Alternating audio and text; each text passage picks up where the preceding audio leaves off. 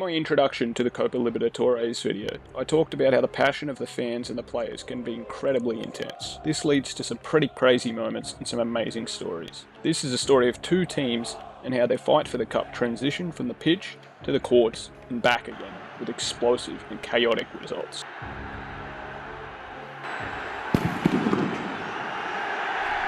This is the story of the Battle of the Pacaembu. In August of 2018, during the round of 16, Brazil's Santos faced Argentina's Independiente in Buenos Aires in the first leg matchup. Independiente have won the Copa Libs 7 times.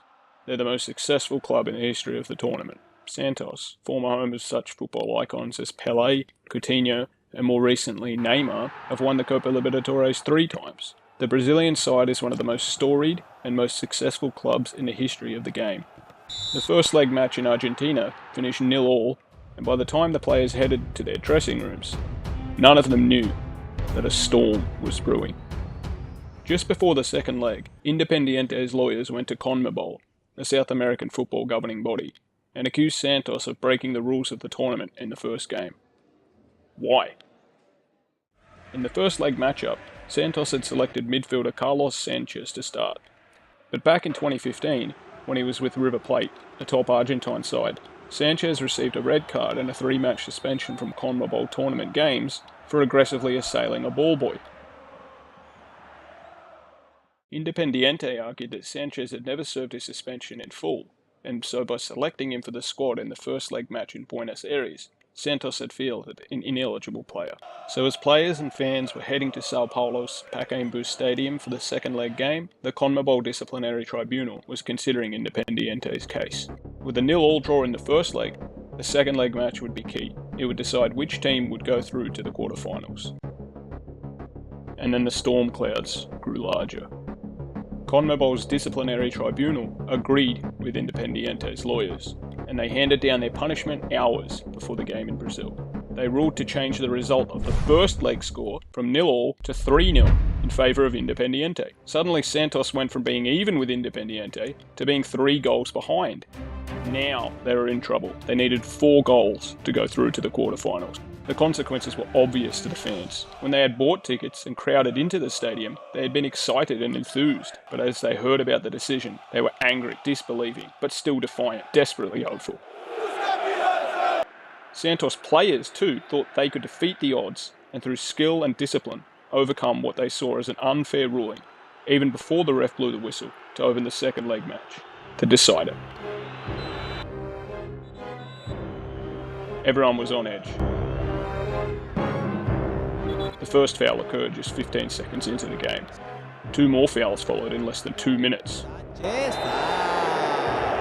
The home fans were stirring. Independiente opened strongly.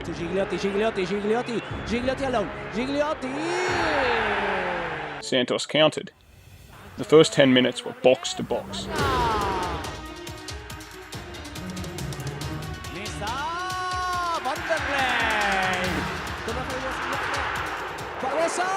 But things looked like they were about to go from bad to worse for the Brazilians. Penalty this time for Independiente after the foul committed by Vanderlei.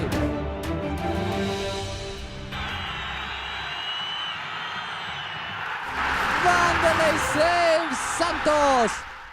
And yet, as the time ticked away, Santos could not find the back of the net. Sanchez with the delivery.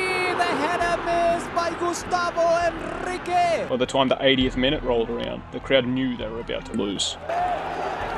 Not because of the players' performance on the pitch, but because of a courtroom decision that, in their eyes, was devious and unjust. So, with just 10 minutes to play, netting even 3 goals was an impossibility. And the storm broke.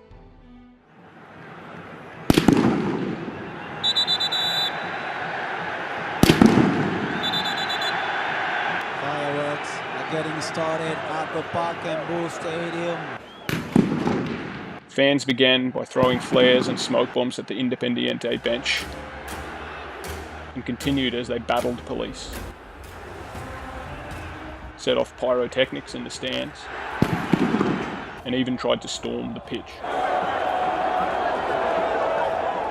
Santos supporters who managed to get onto the field were roughly removed by police and arrested, while players and even the Santos manager Cuca tried to intervene. Chaos ensued. Vanderlei is asking to his fans, to his supporters, to calm down. Let's hope they listen to him. Unruly behaviour, not just from fans, but by the police. Supporters driven to disbelief, sadness and anger destroyed the Pacaembu stands. The match was abandoned, and for Santos, the Copa Libertadores slipped away. This was a heartbreaking day for Santos FC fans.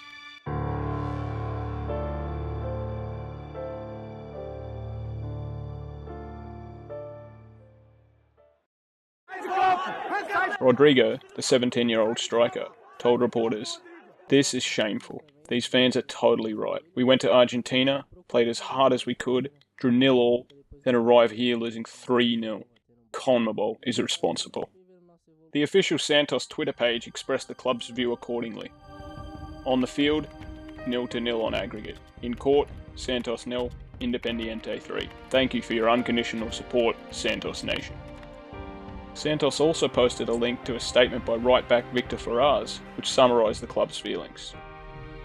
In his statement, Ferraz condemned CONMEBOL for their verdict, calling it incredible and inexplicable.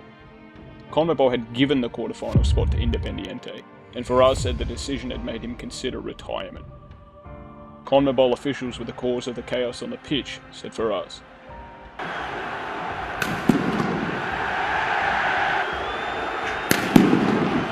The cause of the fights, bombs and invasions.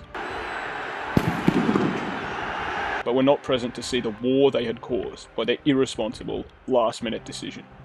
They were likely safe at home, Ferraz suggested, while myself and the other players and the fans were there to support and fight together at the Pacaembu Stadium.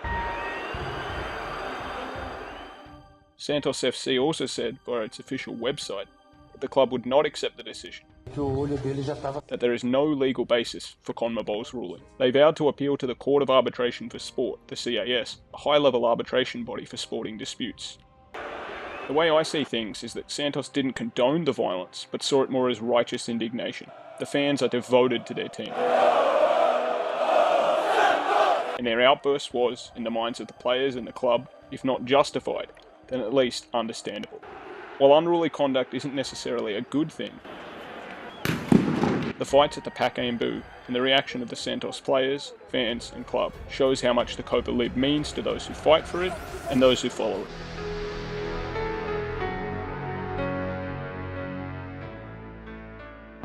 And whether Independiente go through to the semi-finals or not, the fact remains, this is just one of millions of incredibly captivating stories the Copa Libertadores produces, and they're part of what makes the tournament so great to watch, so great to follow.